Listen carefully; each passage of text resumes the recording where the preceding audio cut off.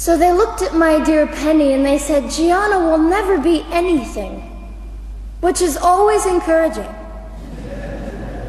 And she decided to ignore them, and she worked with me 3 times a day, and I began to hold up my head, and they said, well, Gianna will never this and never that. Long story shorter, I was walking by the age of 3.5 with a walker and leg braces, and I stand up here today with a mild little limp and without a walker and leg braces. I fall gracefully sometimes and very ungracefully at other times, depending on the situation, but I consider it all for the glory of God.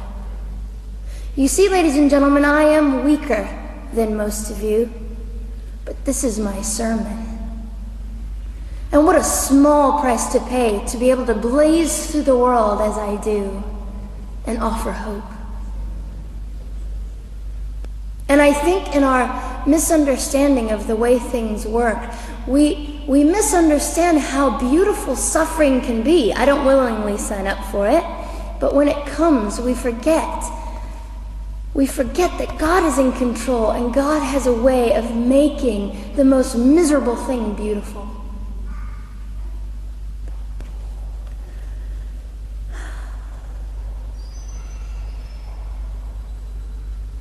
I have met my biological mother. I have forgiven my biological mother.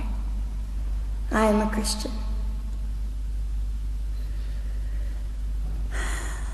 She's a very broken woman. She came to an event I was having 2 years ago, showed up unannounced, and said, hello, I'm your mother. And it was a very difficult day. And yet, while I was enduring all of this, you'll probably think I'm silly, but I was sitting there and I was thinking, I don't belong to you. I belong to Christ. I'm his girl, and I'm a princess. So no matter what you say, in all your anger and brokenness and rage, it's not mine to keep. It's not mine to carry, and I won't. I was saying all this inside. So ladies and gentlemen, you have an opportunity. But for just a brief moment, I would like to speak directly to the men in this room and do something that is never done. Men, you are made for greatness. You are made to stand up and be men. You are made to defend women and children, not stand by and turn your head when you know murder is occurring and do nothing about it. You are not made to use women and leave us alone. You are made to be kind and great and gracious and strong and stand for something. Because men, listen to me. I am too tired to do your job. Women, you are not made for abuse. You are not made to sit and not know your worth and your value. You are made to be fought for forever. So now is your moment. What sort of people are you going to be? I trust incredible. I trust, men, you will rise to the occasion. To the politicians listening, particularly to the men, I would say this: you are made for greatness, set your politics aside. You are made to defend what is right and good. This fiery young girl will stand here and say, now's your moment.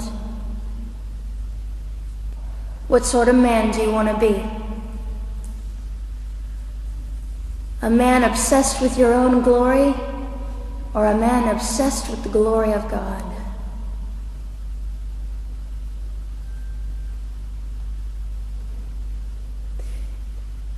It's time to take a stand, Victoria.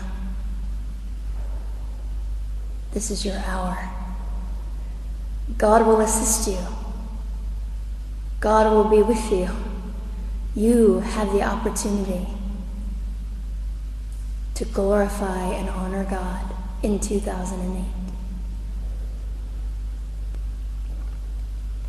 I'll just end with this. Some of you might be slightly annoyed that all I keep doing is talking about God and Jesus.